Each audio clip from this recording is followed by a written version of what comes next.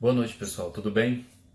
Meu nome é Vinícius Facó, eu sou professor de matemática do Instituto Federal de Brasília, sou doutor em matemática pela Universidade de Brasília e Universidade de Bordeaux, na França. E vim falar de vocês da Covid-19, mas como matemático, vim falar sobre os dados da Covid-19. Tem surgido nesses últimos tempos uma certa inquietação e uma inquietação muito razoável de muitas pessoas sobre a forma que têm sido liberados os dados sobre a Covid-19. Muita gente tem falado que tem sido muito alarmantes a divulgação pela imprensa dos dados absolutos, em números absolutos, do espalhamento da Covid-19 pelo Brasil. E muita gente tem se perguntado por que não usar os dados que são de prática, que são os dados as taxas de incidência. Porque que é a taxa de incidência? A taxa de incidência é o número de casos por 100 mil habitantes.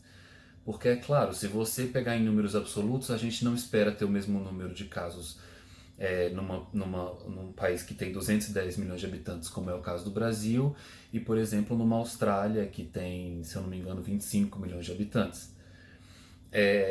Então muita gente tem perguntado, porque eles liberam números absolutos, acaba tendo um alarmismo muito grande, será que os taxas de incidência não seriam dados mais fidedignos?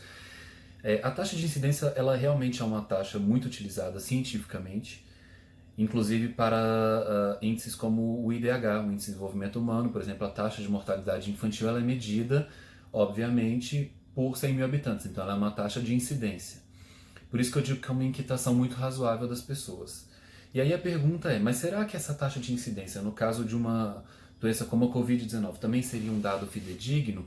Ou será que a gente teria realmente que ficar nos números absolutos? Bom, ou será que os dois não são tão confiáveis assim? Eu acabei achando um pouco estranho isso, porque nós temos uma realidade muito diferente e as pessoas estavam comparando a taxa de incidência também com a taxa de incidência com países da Europa, em que a gente também não pode comparar, porque são realidades diferentes, inclusive a doença chegou em momentos diferentes. Então eu tomei a liberdade de pegar uns dados liberados hoje pelo Ministério da Saúde, dados oficiais, então, no dia 25 de maio.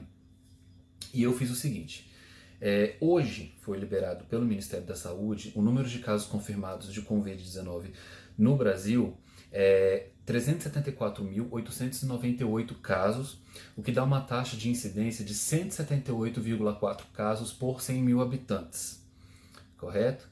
Mas eu tomei a liberdade de pegar dos 27 unidades da federação, eu peguei aí 9, um terço, de forma distribuída, eu não peguei os 9 piores, eu peguei alguns dos 9 piores, alguns dos piores nos 9, mas eu peguei distribuído entre as várias regiões do Brasil. Então, por exemplo, o Pará está entre os 9 piores, mas eu não coloquei na lista. Eu coloquei São Paulo, Rio de Janeiro, que realmente estão entre os piores, Distrito Federal, para pegar um no Centro-Oeste, Ceará, Pernambuco, Amazonas, Rio Grande do Sul, que também para pegar um estado do Sul, Espírito Santo e Bahia. Nesses 9 estados, ou seja, em um terço, nós temos concentrados 64% dos casos de Covid-19 do Brasil. Nós temos 255.814 casos. O índice de incidência nesses 9 estados sobe para 239,2, bem maior do que o 178,4 que é do Brasil. O que sugere, na verdade, já de primeira, que esses casos estão concentrados em alguns estados e a gente não pode avaliar a incidência no Brasil inteiro porque eles não estão igualmente espalhados, eles não têm uma distribuição uniforme dentro da probabilidade que a gente chama. E aí eu resolvi fazer ainda uma forma mais extrema ainda. Aí eu peguei realmente, sem considerar a distribuição entre regiões, e peguei os 5 piores estados. Eu não verifiquei todos os estados, mas eu imagino que sejam os 5 piores. Que é São Paulo, Rio de Janeiro, Ceará, Pernambuco e Amazonas, que realmente são estados que estão com um índice de incidência muito grande. Nesses 5 estados, nós temos 217.756 casos confirmados da Covid-19.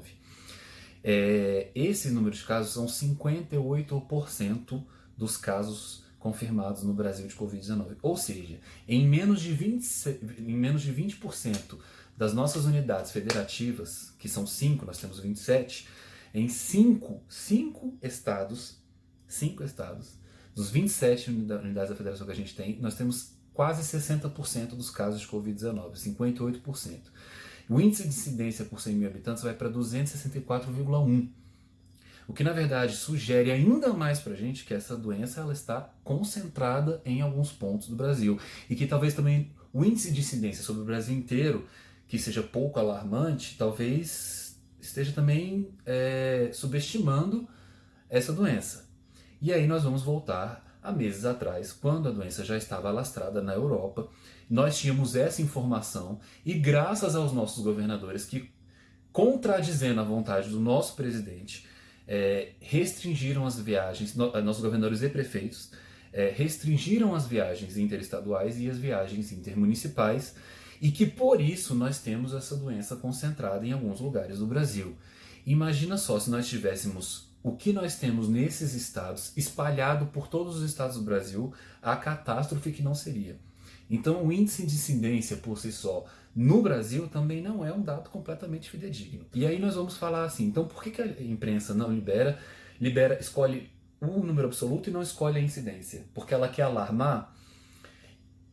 Talvez, mas eu queria dizer o seguinte, olha só, nós temos um problema educacional no Brasil notório, nós temos uma população que não tem acesso, e quando se fala ainda em noções estatísticas e matemática, eu que sou da área, nós temos um problema ainda mais sério. Basta procurar o nosso desenvolvimento matemático no IDEB. Então, eu queria falar o seguinte, dentro do Brasil, se você soltasse uma estatística que realmente refletisse a situação do país, que não seria nem essa minha, teria que ser ainda mais detalhada, com outros aspectos, você estaria restringindo essa informação a 1% da população, 2%, talvez 5% se a gente fosse muito otimista. E aí, para que serve um trabalho de imprensa que restringe a divulgação de informação a 5% da população?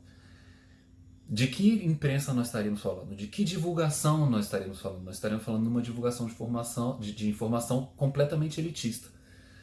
Então, voltada a 5% da população, isso não é imprensa, não é um trabalho de imprensa de grande massa.